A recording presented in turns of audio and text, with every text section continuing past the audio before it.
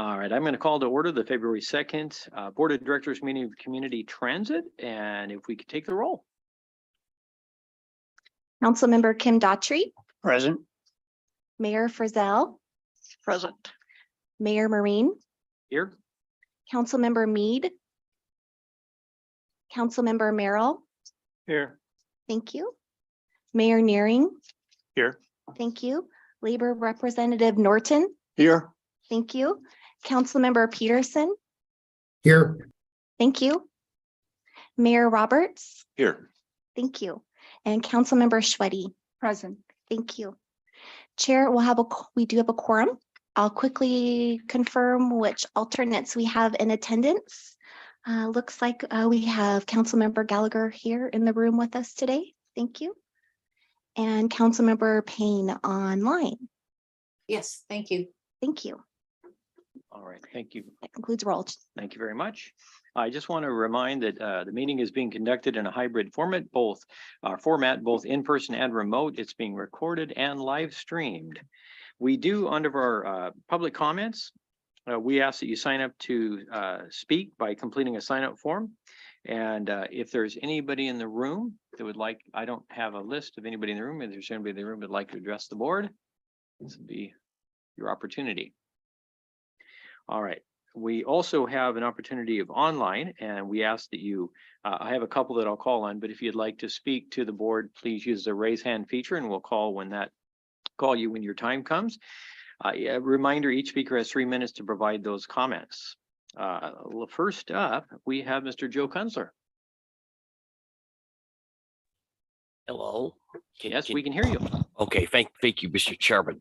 Thank you for your service. Joe Kunzler here. Since nothing I wrote my written comments made the minutes, I as well take that as a prop for your board admin to call in, so I'm back. Sorry about my cold. Sorry in advance. I have a few topics to discuss over the business of community transit. We have to get 12B out of the way. That's your PSRC item. The PSRCs had meetings that recently have become marred by Alex Zimmerman's hate speech. So I'm going to ask this board that you please, whoever you decide to send, make adoption of either the Community Transit Board rules or Sound Transit's 2023-01 as their rules, and make clear that appeasement of hate has harms. You guys wouldn't tolerate what's going on down there. We need a PSRC to be a credible, honorable body or replaced by one that will reflect our values.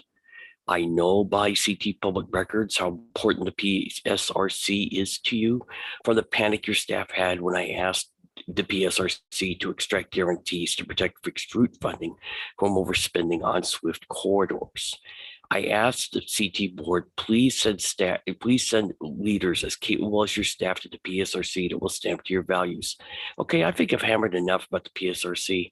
I do want to ask you to consider, as March will be the 5-year time since you last made your board rules to update them.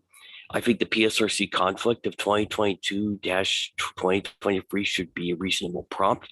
I volunteer to play as an aggressor pilot in those exercises if I'm invited. I have about a minute left, and I know your time and patience is slight, so I want to conclude with a positive thought in the last minute. I have requested for years that an ad-grade bus stop serve the feature flight by the hour, if not every half hour. I have requested many public records. I have used CT to further my open government agenda. And CT's greatest hour of need is arriving. All of us must stress the City Council of Everett the need for growth via collaboration for grant funding, especially with federal funding at risk and state funding being used to aid growth for consolidation. So let me get to the point. I can't ask you guys for public records or open government help from, the Senate, from, if you guys helping me out with this PSRC conflict, if my answer was anything less than my best effort on this. Okay? So I'm going to be there to help you. I got 12 seconds left. So I've kept CEO Rick informed. Next month, I intend to recognize as professional groups The board executive support staff and our division to celebrate HB 1329 passage. My time has expired. I'll keep CEO Rick apprised. Sorry for if I wasted your time. Thank you for your public service. All right, thank you, Mr. Kunzler. All right, if there's anybody else who'd like to speak to the board online, please use the raise hand feature under the participation button. And we give you a few seconds here to see. Okay. All right, thank you very much. All right, we are going to go, we have our first presentation, which is a transit changes in 2024, but not just 2024, beyond 2024. So we're going to have Chris Simmons, CEO, Ilgen Fritz. Just a few brief remarks. Thank you, Mr. Chair. Just wanted to connect this presentation back to our discussion at our recent board workshop, where we spent a great deal of time talking through some of the challenges that we face in the interim as we look to restructure our network and integrate it with the light rail system. There's a lot of work still ongoing with our partners, WashDOT, King County Metro, and Sound Transit, and I'll talk a little bit more about that later. But our takeaway from the room a couple of weeks ago was that we were interested in having the board consider and eventually adopt the vision for the 2024 and beyond network. And so today is an opportunity to go through the content of that plan. After 2 rounds of public involvement, significant amount of feedback from our partner cities, and a number of key revisions to the original draft plan. We're excited to be able to present this proposed final draft and then move today into our final round of public engagement over the next month. And see if we've hit the mark, essentially. At our next board meeting, we would ask that you hold a public hearing on the plan. And depending on how everything goes, we would schedule an action item for your consideration to adopt the plan at the April meeting. So that's the timeline we're on. Looking forward to presenting today the results of the staff's work based on the public input we've received, and put that before you and the public for consideration. So with that intro, Chris, take it away. Thanks, Rick. As Rick mentioned, this is the first opportunity for us to start what is really a 15 to 20 year process of revamping our system to become a local service operator and respect the region's investment in the light rail services that are coming to Snohomish County. As it's the first swing, to use a baseball analogy, you're hoping you put the bat on the ball and at least hit a solid single, if not a double. And that's kind of what we're hoping to have do today. I know Mark was appreciating that one, definitely. So for today, what we're going to do is briefly review the restructure process to date, give an overall description of what the final draft of the 2024 and beyond restructure proposal is, especially as today opens our 30-day public comment period. Rather than dropping into a route by route analysis, which I think would probably have us here till next Thursday, we're just going to highlight what has changed from the previous draft and make sure we give you the references in case people are looking for more information. And then we want to just briefly highlight what would happen after an April approval to give you a sense of how this process plays into our planning work moving forward. This is probably a slide that might look familiar to a number of you, as Rick has used this before. Our planned network redesign has always been to leverage the regional investment in light rail to remove our long-haul commuter services to downtown Seattle in favor of more reliable, higher capacity transit provided by Sound Transit. I'm making that distinction between the two agencies in this case because it has some technical pieces that we're working on in the background for what that means. But it also says that allows us to reinvest community transit resources into that frequent local network that we've been talking about for a while. And we truly do believe that at the end of the day, this really does result in that mobility dividend. And this is the first down payment on that dividend going forward.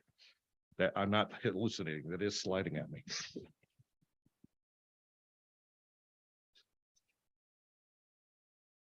So in terms of where we are in the process, we are at a decision point. If we are going to be able to move this network and begin to phase its development in place, we are truly at the point where we are needing to make that decision. For those who enjoy space analogies, we are at go, no go for launch, Councilmember Daughtry. And that's why we're putting this in front of you now with that plan of putting it to a final vote of the board in April. What are you being asked to approve? I think this is a piece that maybe we weren't as clear on in committee that we want to be crystal clear here. We are asking you to approve essentially what is a master plan for a service revision out to 2026. That it allows us to phase in new routes and frequencies based on our own ability to provide resources, especially operators and mechanics, to operate that system, as well as be able to flexibly respond to what the work on I-5 for the Revive I-5 project from Yesler Way to 117th means for commuter services, as well as what the Link Light Rail launch timeline actually it turns into for full service at Linwood. That's not to say that our end goal ends up any differently. It's how we get there may change between here and there, which is why we're asking you to approve the final product that we're aiming to get to.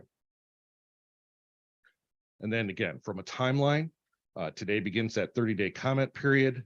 We would look for that public hearing at the next board meeting, March 2nd, ending that comment period on the 4th of March, and then go through the committee and board process, aiming to have a board vote on April 6th with your agreement. And again, we've really had the same service goals all the way through the process, underlying that mantra of travel made easy for all, ensuring that we're making those connections to light rail, that we're expanding access to frequent service, that we're adjusting to that constantly changing market at this point, and focusing on equitable access across our service area. So this is the proposed system map, which, as you've heard me say before, I apologize for being really tiny in a PowerPoint screen. There are larger versions available. But this is a system that comprises 35 routes at 488,000 annual service hours at completion, or a 32% increase from where we're operating today. It includes a brand new Swift Orange line and an expansion of Swift Blue to connect to light rail. It replaces our current commuter bus system with a new express route system designed to feed light rail stations. It includes triple the routes with 20 minutes or better frequency, double the routes with 30 minutes or better frequency, and really does adapt to the shifting ridership trends. And with the next few slides, I'll start to get into how that actually looks in operation. We did create more midday and evening service opportunities. We've created new all-day connections along I-5 from Stanwood all the way down to Linwood to connect to light rail. There's an improved route grid in Marysville, new routes in Mill Creek, Martha Lake, and the Bothell areas to create some better east-west connections and how we have things today. And we've redesigned the routing in Edmonds, Linwood, and Montlake Terrace to create those frequent bus-to-bus and bus-to-rail connections. And I think that becomes pretty clear in the next couple of maps.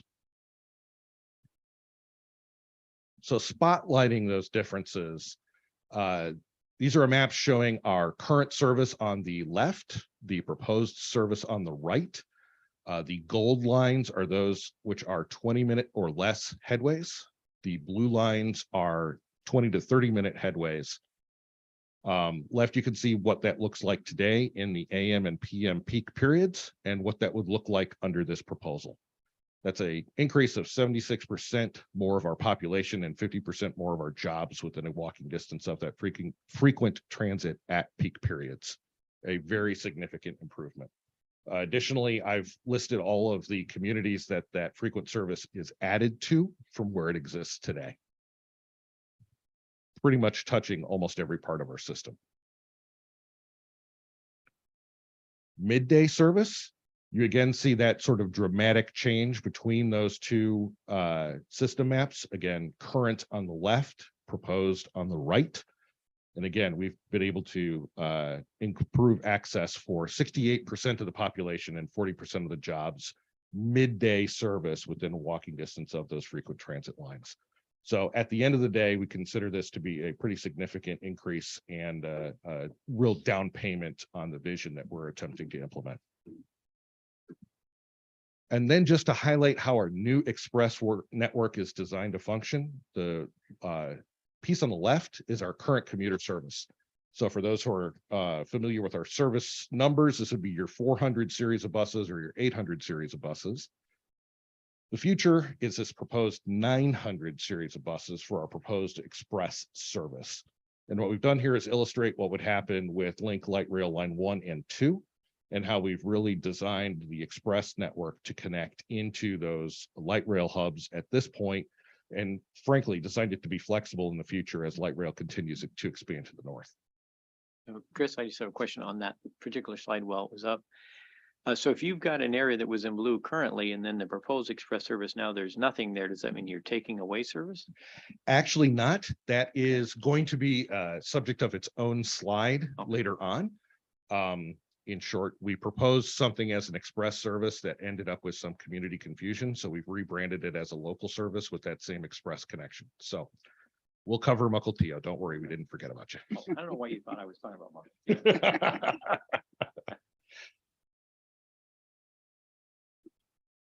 Briefly, and this is the part I wanted to talk about in terms of the technical analysis and the background.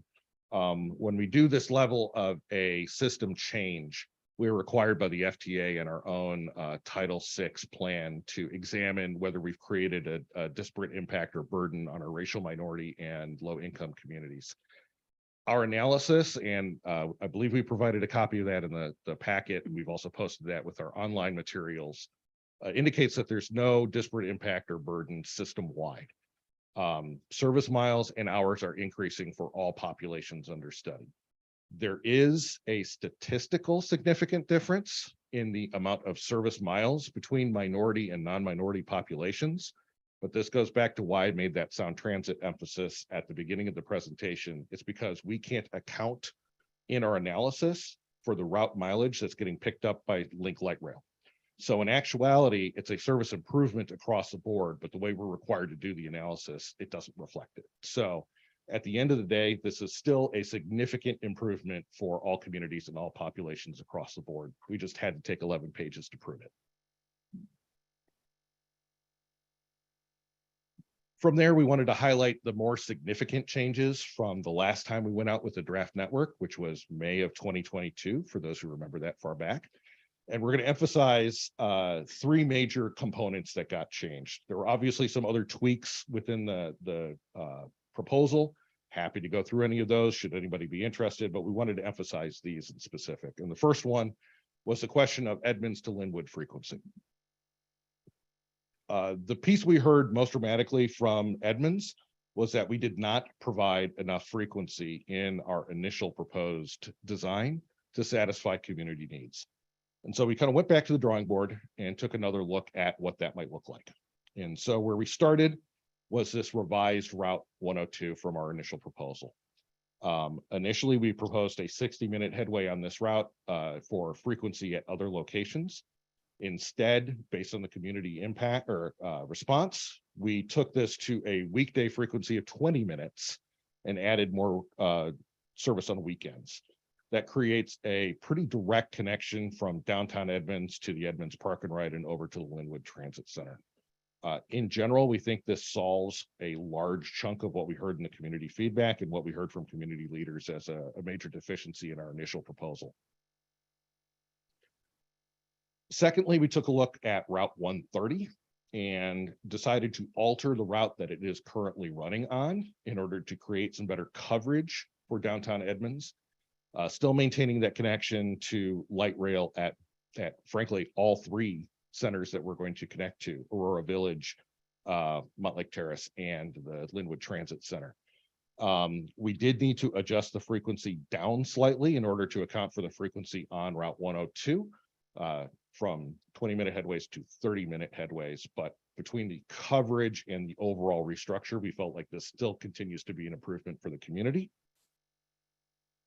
And finally, satisfying a long request of public inquiry, We designed the Express Route 909, and rather than taking that as a more peak period service with very frequent headways, we're going to attempt to design this route to meet the ferry sailing schedule, which is a very odd schedule. If anybody has paid attention, it runs at about a 50-minute frequency. So we're going to tailor this line to meet that ferry service. It extends beyond the peaks, but eventually it will be a 7-day-a-week service connecting the ferry in the direction of commuting between Edmond Station and the Montlake Terrace Transit Center.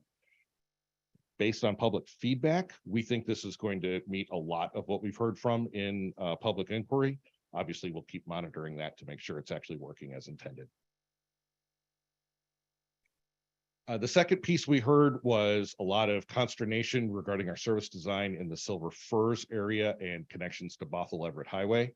I'm going to highlight what we've done with the most significant changes to respond to that public commentary. Route 106. So we had a proposal for an express route, an altered Route 105, and an altered Route 106 that we were examining in that initial proposal. And based on the public feedback, what we've come back with is this compromise to try and meet as many needs as we possibly could for this redesigned Route 106. So we've removed those initial proposed routes, the 105 and the 906 from the proposal. And instead we've inserted Route 106, 7-day-a-week route, providing 7-day-a-week or providing higher frequency at weekday peak periods, but certainly providing all-day connections, including weekends, and taking a more direct path to Kenyon Park and UW Bothell. The only point that we were concerned about is the Bothell Everett Highway section in Mill Creek, between basically Dumas Road and 180th. But the advantage is that we do have the Green Line operating at a high frequency along that corridor, and with Swift Orange operating between Dumas Road and 164th, we think the corridor is more than adequately served for the amount of travel that we can generate. We also went back and decided that we're going to keep Route 109 as it currently exists. The improvement that we had suggested in a proposed Route 132 was not perceived by the public to be an improvement for their travel needs. And so we instead are going back to our 109 design, but looking to increase the weekday peak headways to a 30-minute headway from 60 minutes. We're going to revisit this route as new facilities come online in the Cathcart area and look at how do we continue to approach what I term the East Side spine in a way that creates some better travel connections and respects, frankly, some of our future fleet needs as it responds to electric vehicles and other issues. Route 166, we've maintained the majority of the route from our original proposal. Again, serving Edmonds to Linwood Transit Center, but the Silver Firs section, we've reverted to what currently exists on Route 116, but we did increase the Saturday frequency to 30-minute headways as well in response to community feedback. And then Route 901, we had initial proposals stretching this all the way up to Snohomish. The section between Snohomish and Puget Park Drive was not seen by the public as something that they necessarily would be interested in taking advantage of. Again, we will be looking at this route as facilities come out in the Cathcart area for where this route may need to extend or how we would make additional alterations in the future. But at least as we're proposing this to start, this seems to fit the remainder of what the public feedback was, especially for those riders of Route 412. And then finally, we had a section that was a question on how is a local route going to, or excuse me, is an express route going to make all of the local stops? Is it only making certain stops? How do I access things? I am not terming this the Joe Marine Special, but we changed the number from our original proposal on Route 902 to change it to Route 117. We did not change any of the routing of this route, nor the timing, but we wanted to clearly communicate to the public that this is available through the length of the route, even though it's going to be operating at a high frequency. So all local stops accessible, connected to ferry schedules, allowing that direct ferry connection from Mukilteo straight into Linwood. With that, I do want to give a flavor of what happens on the other side of an approval and how different projects are impacting our planning process for how we would implement this network. This is very similar to a table that you all saw at the workshop. The question becomes, frankly, when does Linwood Link hit a sufficient capacity in its operations to be able to allow us to fully remove ourselves from the I-5 corridor? We are working very closely with our counterparts at Sound Transit to figure out exactly what those capacity pieces are and waiting for Sound Transit's board to make final determinations on how they're going to structure which service is launching when. But we feel confident that pending confirmation from Sound Transit staff, if they're able to come up to something that would provide approximately 75% of the full service for the line, even that if that means some of that service is providing extra capacity between Northgate and Seattle, that we feel comfortable saying that's sufficient capacity for us to implement our full network restructure. That's what we're aiming towards, but all of these projects start to impact upon each other. And so how do you structure that lift to be able to make the most sense given the resources available? So trying to put all that into sense of what does that look like on the calendar? We know we on our books right now have a launch of the Orange Line and a need to respond to I-5 construction impacts before the earliest possible window that service would be open at any level at Linwood. That's the point that we have to deal with first, and then respond to how Sound Transit's then construction and operation schedule turns into how we phase the network into operations. Under any of those scenarios, we know what that window is, and then we would look to continue to increase our frequencies on this network or our redesigned network as resources allow through our September 2026 service change date. At that point, we would be prepping for what we believe to be a successful Swift Gold Line launch in sometime in 2027, the potential for the Swift Green extension sometime in 2027, and we would need to come back to you with a new redesign to respond to those new BRT opportunities. So this is not an open-ended approval. There is a definite window for this process to both start and complete. And obviously, we're going to need to make adjustments as we go and keep you apprised of how we're looking at doing that going forward. That is an exceptionally quick overview that saves us 3 weeks of trying to go in route by route and save the sanity of my team and my planners. But with that, I am available to answer any questions any of you might have. Thank you, Chris. So just curious on the run in Mukilteo, is that every 30 minutes? Yes, Okay, I assumed it was. Our ferry actually runs on a normal schedule, correct. unlike Edmonds. So thank you for that. It would make sense to run every 30. Any other questions? I do. Yes, Councilmember Schwetti. I have a question.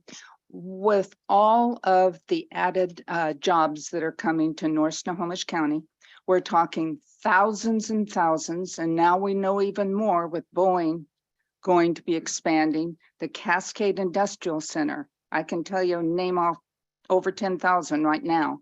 How do you determine where those employees are coming from in order to change the routes to get them to the jobs?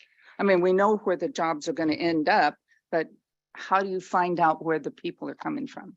So there's a version of that where census data gives us some initial indications of where they would be likely to come from. And we can do some initial, I don't want to call it guessing, I'd say forecasting based on what that census data is telling us. But that's one of the real hidden assets of the commute trip reduction program, is that it provides us an opportunity with a snapshot of those large employers to have them tell us where their employees are coming from. And using that data, that gives us another way to backstop and determine how we want to restructure our services to be able to meet those employers' needs. One of the things we know for Boeing in specific is that there is much more of a flow from North County to Boeing than there is from South County to Boeing at this point. We're finding much more of a teleworking environment happening in the South County section for Boeing employees. We also know for the Cascade Industrial Center, we don't know what the draw is going to be for some of those employees because they haven't arrived yet. We would assume at this point, they might be more local than long haul travel, but we don't know. And so that's one of the places that we're going to continue to monitor going forward. I would say by the time the Gold Line and its station siding comes online in 2027, and as those employers occupy those new centers inside of the Cascade Industrial Center, we'll start to have a better idea and be making our adjustments from there. Okay, thank you. Any further questions? Yeah, Joe, I have a quick question. Yes. So, Chris, on these express routes, basically, especially the ones that come through a transit center, again, we're all thinking about our own jurisdictions. The one that comes from Stanwood that Mhm. comes all the way to Linwood Transit Center. How long do they stop, for instance, at Smoky Point? Is it just a wheel in, wheel out, or? The answer on that is I would have to go back to our official scheduling software, which gives me the sense of what we call dwell time is at each individual transit center. The idea is that layovers or the pauses between those runs happen at each end. So my guess is going to be it's a couple minute stop at each transit center. The 905 specifically is designed to run on the highway, so it would pull into Smoky Point, pull out, continue on the highway down to its next stop and be an express service down to Linwood. So we are expecting a relatively quick run and something roughly comparable to connect to light rail to what people are experiencing for their commuter bus routes into Seattle today. We have about 1,200 new units in the queue, which for a small town is quite a bit. Obviously, would like to see those folks get excited about taking an express bus into town when they're going that direction. And I right? think one of the real changes for Stanwood is that that's an all-day service, which is not something that they've truly had Right. opportunity to Right, access today. Okay, So okay, thank you. Yeah, Councilmember Merrill. Yes, this is a little bit of an attendant question that goes with what Jan and what said that it had to say is, as we look at the building going on, and of course I keep my eye on the east side of I-5 and then Highway 2. As units get built in places like Sultan and others, do we have any sense of what percentage of those new housing developments, what percentage of people in those new housing developments will take to transit? Do we measure that? I don't know that we've got a direct measurement of that today. That tends to lag when those units come online. We do know from working with the community planners that we are concerned with those connections from those communities, especially to staying on the east side and south to connect to the 405 spine. That's one of the places where we're looking to monitor the performance on Route 908 and how that connects in with Sound Transit's eventual stride service on 405. That's one of the places we're looking at. We also deliberately are waiting to make some of the adjustments in that corridor based on our Gold Line restructure for 2027. We wanted to continue to monitor how those travel patterns were changing and then find our opportunities, maybe with new service models, maybe with some different service changes, maybe by proposing some new capital projects that would allow us to redesign service to better meet need. Add to that. Yeah, Rick. Councilmember Merrill, just to build on Chris's response, we also deploy what we call a residential marketing program, which we focus on new development, where density and infill development is taking place throughout the PTBA. We take a fairly boots on the ground approach to going out and reaching out to those developers, landlords, and new tenants to provide, basically an education about the opportunity to use transit, sort of how-tos to use the system, to get an ORCA card and so on and so forth. And so that's kind of our introduction to new residents in each of the communities around the PTBA. And then that starts to give us a little bit of a baseline for how new residents are responding to the presence of transit service. Councilmember Daughtry.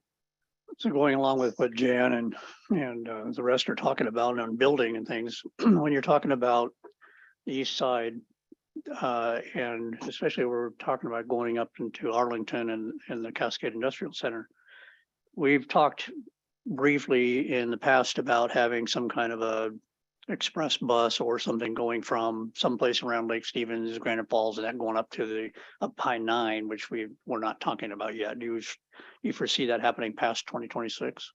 I do foresee that as being an option we would be looking at for 2027, especially as we restructure the Gold Line to create that fast BRT connection between Everett Station and somewhere in the Smoky Point area.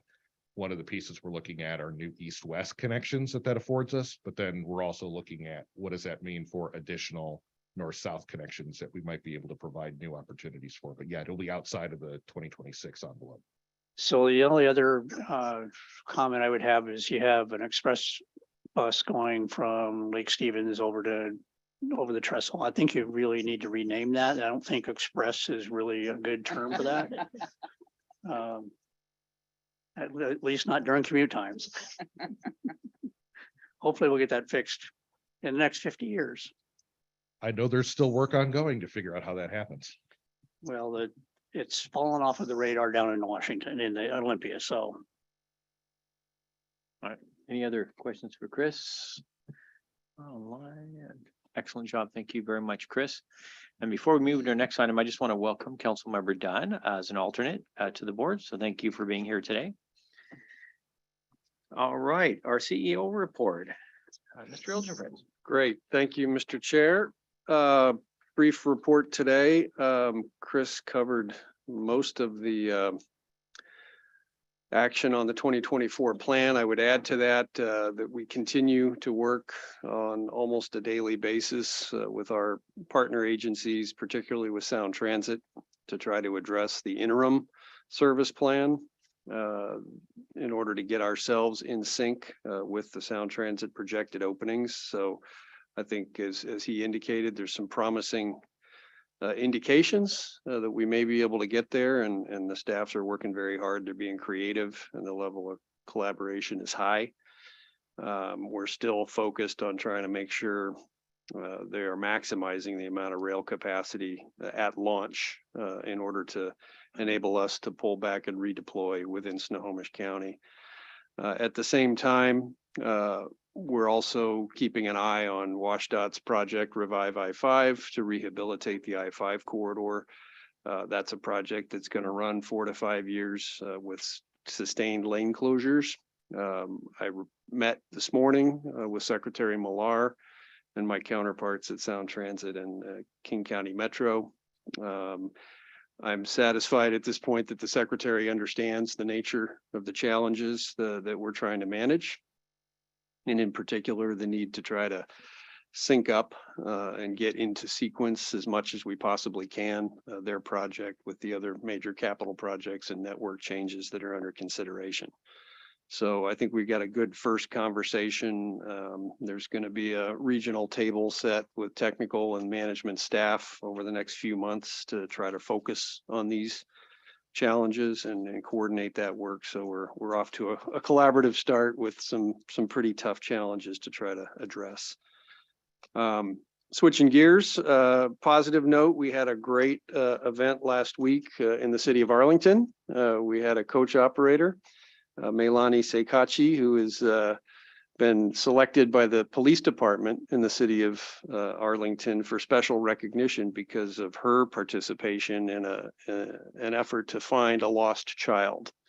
A young man from the local high school with some health issues wandered off. Melani, the police department could not locate this child after he was reported missing. And so they issued a news bulletin. Melani saw that while she was at home after work cooking dinner for her family, and she recognized the boy as somebody she had picked up on her bus. And so she called 911, reported that she had seen him in the vicinity, and then she left her home, got in her car and drove out to where she had dropped him off, met with the police and helped point them to where she thought he might be, which was at the library. And they found him asleep in the bushes alongside the library. And if you'll recall that night, it was one of the sub-zero or sub-freezing evenings that we had. And so she was instrumental in finding this young person and reuniting him with his family. And for that, she was recognized by the police department, and Councilmember Schweddy and Mayor Tolbert were there, and it was a really, really great event. So more to come. We'll be recognizing her at a local or an internal meeting next month. But I wanted the board to hear that story because it was a great example of modeling our values and initiative on her part to strengthen her community. I don't know if you want to add anything to that, Councilmember Schweddy. I will say one thing. If she had not done what she did, because she remembered where she dropped him off and said that, and when she called 911, and it was below freezing, there's no doubt in my mind that he would not have made it. And and I can't remember, I mean, I've been here 9 years. I don't remember any city who has recognized any of our staff. And so I'm hoping that this gets out in the newspapers and then people start saying, okay, what can we do too? Because I think our staff needs to be recognized when they step up and do things like this. And she did save that young man's life. Thank you. So moving on, switching gears, legislative update. Obviously, we're in full swing in Olympia and the new Congress is convened back in DC. Our delegation is in a great position for us to continue to partner with them. I was invited 2 weeks ago to meet with Senator Murray while she was in town. And so I had a chance to do that with, again, my peers from the other transit agencies and spend about an hour with her talking through issues that the transit industry is working on, funding opportunities, opportunities to maintain and grow our partnership with the Federal Transit Administration. And so that was great. And she, of course, pointed out in the meeting that she is now chairing the Senate Appropriations Committee, as the great Warren Magnuson once did. So anyway, great partnership there and relationship there. And we look forward to working with her and her staff going forward. Obviously, Congressman Larson is the ranking Democrat on the T&I committee in the House, and we are continuing to work with him and his staff. And I'll be going back to the APTA legislative conference later this spring to meet with him and industry leaders on the implementation of the bipartisan infrastructure law. Olympia, Washington State Transit Association is having its first quarter board meeting in Olympia the week after next, and I'll be down there February 13th and 14th for the board meeting, and also to make some visits with some of our legislators and talk about our priorities and our funding partnership with the state as well. Senator Elias is planning to do a work session at the Senate Transportation Committee on workforce challenges, and he's invited us to participate in that as well on February 14th. So it's nice to hear that our legislators are tuning into some of our challenges here at the local level and within the industry on the workforce side. It's that time of year. We've got states of the city, states of the county, and community organizations getting together to coordinate their activities in Olympia. So I and our staff are fanning out and attending those events, and we look forward to that and to collaborating with all of you in Olympia. Everett Transit and Community Transit consolidation process work continues. Good progress being made on service planning.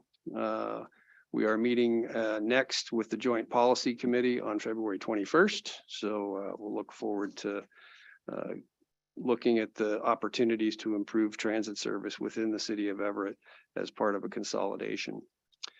On recruitment, our marketing group has been working very closely with employee engagement, and we've seen some real success recruiting operators. Just to recap, we hired 62 new coach operators last year, and projections are starting to show us gaining, and we're seeing some initial signs of improvement in the labor market with an increasing flow of applications in response to our marketing efforts. So cautiously optimistic, but our forecast at this point is we'll be at about 342 operators by June, which puts us in a position to think about getting a little more aggressive with our September service change. So watch this space. We're watching those numbers every week and working very hard to process new applicants. We've also engaged our process improvement folks within the agency to try to speed up the time it takes for us to process applications because we have so many. and to get back to people and get them engaged as quickly as we can. Our new website, which you heard about before the end of last year, is on track to go live and permanent on February 15th. So if you haven't had a chance to check that out yet, it's been up there on beta with a link from our current website.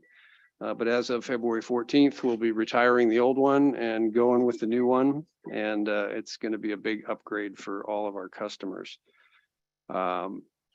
Last week, we had an employee appreciation event over at MCOB for employees, and we grilled and distributed over 400 hot dogs to coach operators and mechanics and staff in transportation and facilities to recognize their hard work getting through the inclement weather events of last month.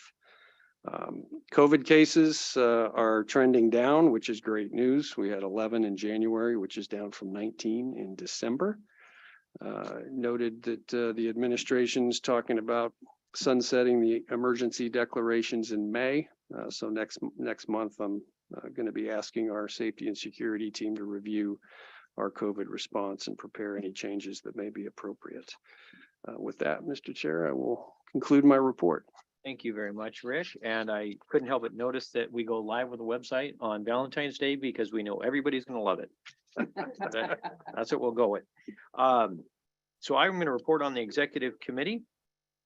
We met on Thursday, January 19th. It was Councilmember Schweddy, Councilmember Merrill, Councilmember Daughtry, and myself. We heard a CEO report extremely similar to the one we just heard. And the next executive committee meeting is scheduled for February the 16th at 11:30 a.m. And next up, we have Strategic Alignment and Capital Development Committee from Councilmember Merrill. Yes, the Strategic Alignment and Capital Development Committee meeting was held remotely over Zoom on Wednesday, January 18th. In attendance were Mayor Marine, Councilmember Merrill, Mead, Peterson, and Labor Rep Norton. The committee reviewed and forwarded 2 items on today's consent agenda. RFP 2021-105, purchase of wayside digital signage for Swift Bus Transit Orange Line is for the purchase of 48 new wayside digital signage units for the Swift BRT Orange Line. Message Point Media submitted a proposal for an amount not to exceed $725,115, excluding tax, and the committee recommends award. Next was on the consent agenda was RFQ number 2017-079, task order for Linwood Rideshare remodel project. Construction Management Services will support community transit staff and OTAX design team during the project construction of Facilities Master Plan Phase 6. The contract cost of $267,892.55 submitted by Veneer Construction Management, Inc. is deemed fair and reasonable, and the committee recommends award. There are no action items on today's agenda. Information items the committee heard today and forwarded as information, the transit changes in 2024 and beyond, represented to the committee, the strategic committee, earlier by Chris Simmons, manager of systems planning. And finally, at the January meeting, the committee received a brief update on the zero emission study from Jay Heim, Zero Emission Senior Program Manager. The next meeting of the Strategic Alignment and Capital Development Committee will be held remotely over Zoom on Wednesday, February 15th at 2 p.m. Thank you. All right, thank you, Councilmember Merrill. Next up, we have Finance Performance and Oversight Committee, Councilmember Schweddy. The Finance Performance and Oversight Committee met on Thursday, January the 19th, 2023 in a hybrid format. Board members, Mayor Fritzell, Mayor Roberts, and Mayor Nearing, and I attended. Consent and items, the committee reviewed and forwarded 2 items to the consent agenda. Agency Safety Plan Update, item 7D on the agenda. Approval of December 2022 monthly expenditures and payroll, items 7E through J on the agenda. Under reports, recruitment, marketing, briefings, staff presented an update on the efforts to increase the number of applicants and successful candidates for coach operator and other positions. The transit police report for quarter 3 for 2022, Lieutenant Mike Martin provided an update for the Transit Police Unit for the third quarter of 2022. A copy of the report is included in your packet. I really encourage you to read those. Those numbers are pretty high. And I'm looking forward to us hiring our security people.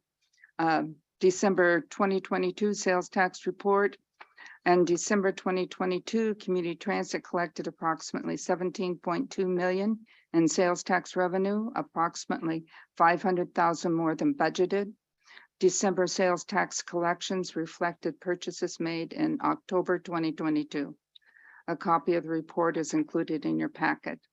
The December diesel fuel update, the Budget Committee continues to closely monitor fuel costs as diesel fuel prices continued to fall in the last few months of 2022. The next Finance, Performance, and Oversight Committee meeting is scheduled at 2 p.m. Thursday, February 16th, 2023 via Zoom. All right, thank you, Councilmember Schweddy. All right, next up we have quite a few numbers of items on the consent. Is there a board member who needs to pull or ask any questions with regard to consent items? Otherwise, I will accept a motion to approve. Move to approve the consent agenda. Second. All right, it's been moved and seconded. Any discussion on the motion? All right, seeing none. All in favor, say aye. Aye. Any opposed? Okay, that will pass unanimously, which brings us to our action items, which there are. I don't have a thing. This is great. All right. Well, let me go ahead. I'm going to go into Chair's report here. So I just want to say a big thank you to the board for allowing me to be the chair for another year. I know I thoroughly enjoyed it my last time at Community Transit, and not that I expected that so quickly getting back on the board here, but I appreciate your trust and faith in me. I appreciate a great deal the staff. Again, another reason I wanted to get back on this board is the staff is probably the best in the region with regard to the professionalism, just how nice everybody is and gets everything answered. If every organization could be run as well as Community Transit, we probably would move a lot further in this region. So I mean that wholeheartedly. I have a lot of respect for Community Transit in that way. So thank you for allowing me to serve as your board chair. It was another pleasure, although it goes way too quick. I don't know if anybody else, but yeah, it just this last year seemed to really, really go quick. Was very nice that I was able to do this term in person for the most part. I was just talking to Councilmember Daughtry, and he said, yeah, his entire time as chair was by Zoom, which is just not near as fun. It just can't be, right? Seeing people in their pajamas and whatever else we're dealing with there. But so anyway, I just want to say thank you to the staff, for the board, for allowing me to help lead the organization in some small part. So thank you for that. Board communications. If anybody would like to, Councilmember Daughtry. Well, I can neither confirm nor deny that I was in pajamas and on any of those things. One thing I do have is I continue to work with the FTA subcommittee at PSRC's transit board for trying to figure out how we're going to either change or not change the FTA formulas. There's a different movement that's happening now with I guess we would call them an outside agency now, because we've taken them off of the FTA thing. So we have Kitsap County trying to insert one more thing in there as another option. I'm pretty sure we're going to be talking about that with new numbers this next week when we meet. So that's all I had to report. Thank you, Councilmember Daughtry. Is there anybody Yeah, else? I've got one real Okay, quick. Councilmember Schweddy. I should have said this a little while ago, but I want to publicly thank Rick and Mark for coming up to Arlington for that presentation. I got to tell you, I know that my police chief, when he got a hold of me and told me that you guys were coming, he was just blown out of the waters. He was so excited because anyway, and not everyone would have done that. I have to tell you that. I've been around a long time, and the CEOs and COOs don't usually do that. And so I really appreciate that. And I certainly know she did, and her husband. So thank you, guys. Again, well-run organization. Mayor Naring. Thank you, and thank you for your service this past year as chair. You've done a great job. We really appreciate that.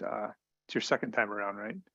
I remember the first, Third time Oh. as chair, I think, but yeah. oh, third time. Okay, I remember the last time. So great job.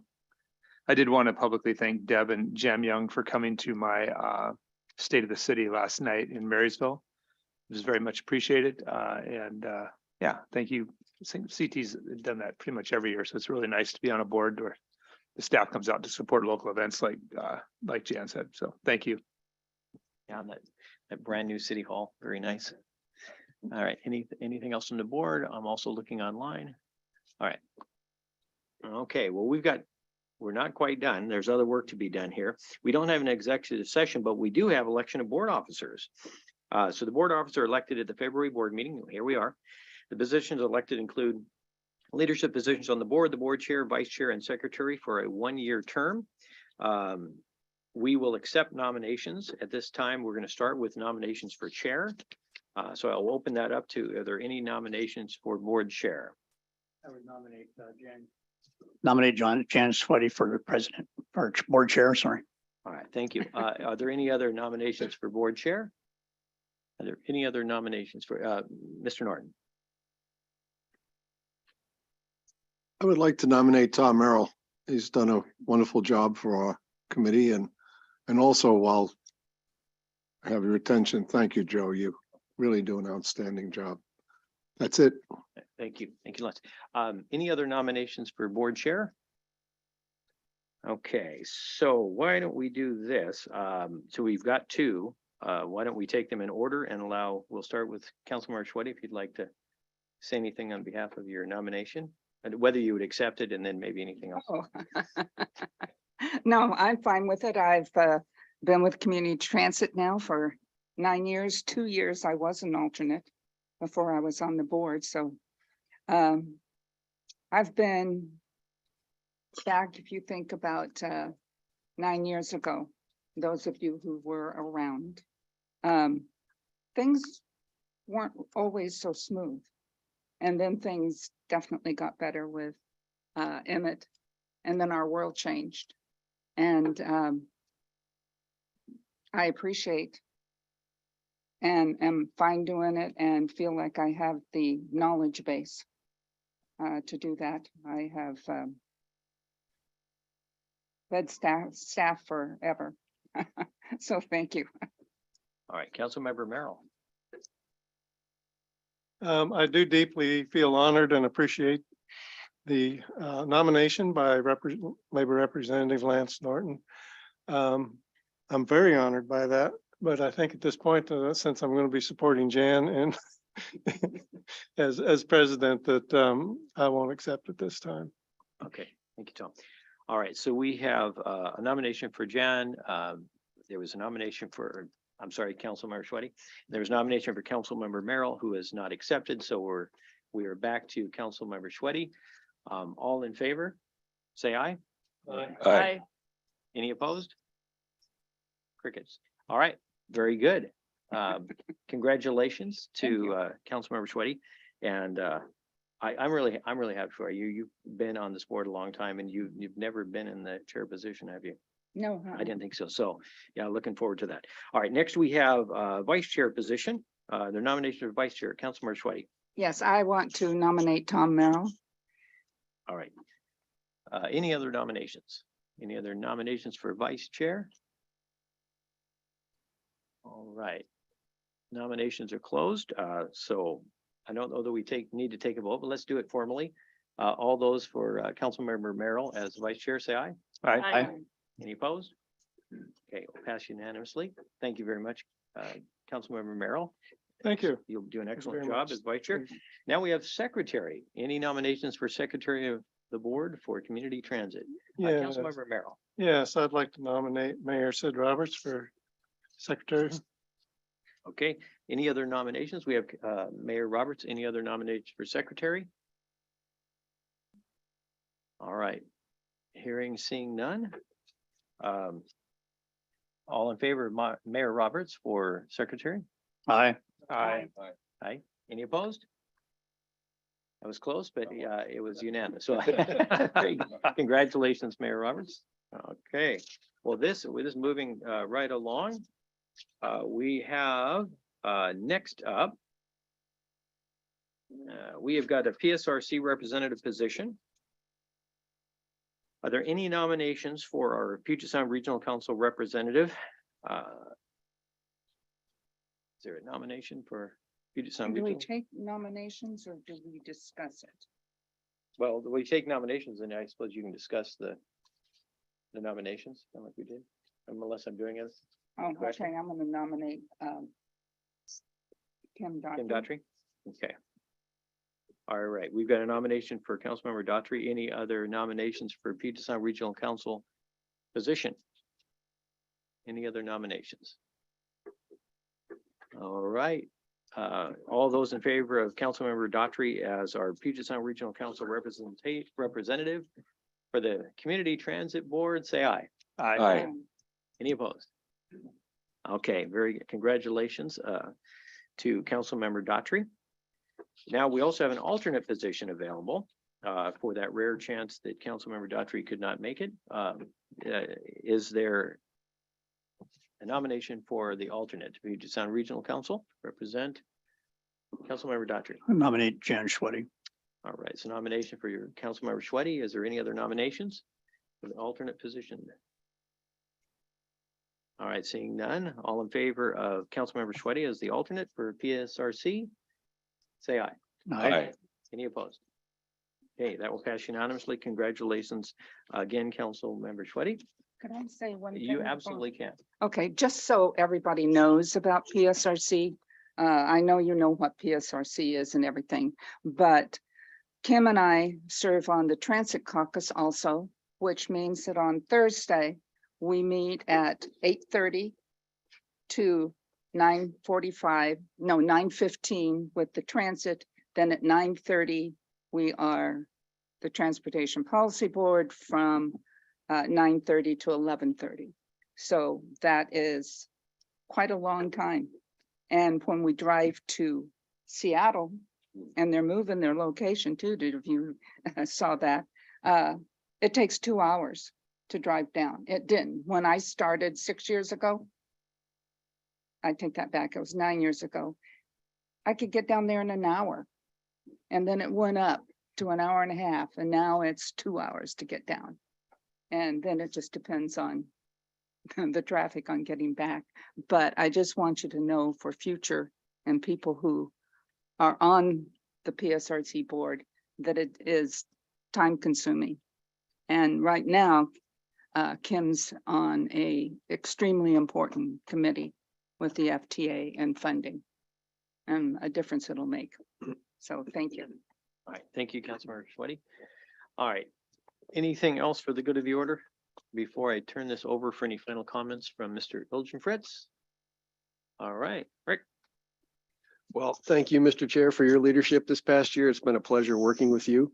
I appreciate your good humor and clear thinking and ability. Well, yes, I wish I had a dad joke to tee up right now, but I'm freezing in the moment. Anyway, we have no more official business today, but we do have some unofficial business out in the lobby after the board meeting is adjourned. I'd love to invite board members to join Rachel and our photographer out in the hallway for our annual board photo. Very good. Okay, with that, we are adjourned.